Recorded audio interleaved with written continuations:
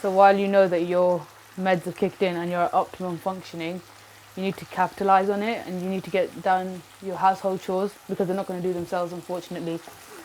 So you need to, and while she's knocked out, close up on the baby knocked out, then you got to do them. I feel it's my responsibility that if I can cook, I should cook, because he loses out in other ways by having a wife with Parkinson's. He shouldn't lose out in the cooking way. So if I can cook something delicious and nutritious for him, then why not do it? Don't beat yourself up if you're not okay. Like, don't feel guilty if you can't do it. Because I've had a lot of that, like a lot of beating myself up and thinking, oh my God, I should be doing this, and oh my God, I should be doing the laundry, and oh my God, I should be doing this, and not being able to even get up off the couch. So do you know what? Parkinson's is hard enough without you beating yourself up, I think, and without you like being your own worst critic. So I think that's something that I've had to learn. Well, surely he should be washing up.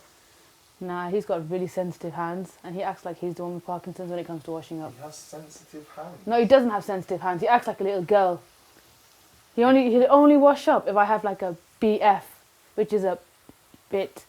So we're just adding some chili powder in there now, and some salt. There's no finesse to this or any talent or skill. You just bash it in. Are you going to blow my mouth off? No, we're going to let these flavours infuse now. I just watch too much Come Dine With Me. You're a guest in my house, so why would I not look after you? That's just dumb. Thanks.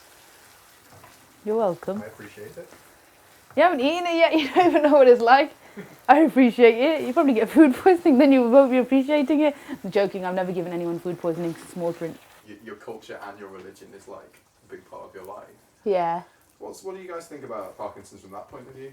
From a religious perspective, my husband thinks it's a test from God. How do you think you're doing? Oh, that's really hard. Do you know what? Do you know when something bad happens to you, you can react in two ways. You can either go closer to God and go and pray and say, God, please help me, and submit yourself and fall down on your knees and say, please, God, help me. Or you can turn away from God and you can say, why did you do this to me? I don't know which side I'm on. I feel that it's unjust what's happened a bit, and I feel like it's hardened my heart a little bit. But that it hasn't shaken my belief in God, it's just hardened my heart a little bit. I remember when I used to teach, I had a year 9 student and he wrote an answer, and the question said, do you believe in God, yes or no, and why? And he said that he didn't believe in God, and he wrote the reason that he didn't believe in God is because when he was in year 7 his mum had cancer and he prayed to God to make her better, and she still died. And I stopped and I was just like, oh my God, that's so deeply profound. Like the fact that you don't believe in God because you prayed and he still took your mum. And that's like stuck with me ever since. And I feel like sometimes when bad stuff happens, it pushes you away from God. There's a verse in the Quran that says God doesn't place a burden on you greater than you can bear. And I totally 100% believe that. I believe that we have strength and resilience beyond what we can recognise in ourselves. Last year at this time, I saw no light at the end of the tunnel. I just saw a long, dark, bleak tunnel. And I thought, I'm never going to be able to... Oh my God, I burnt it. Nah, it's supposed to be like that.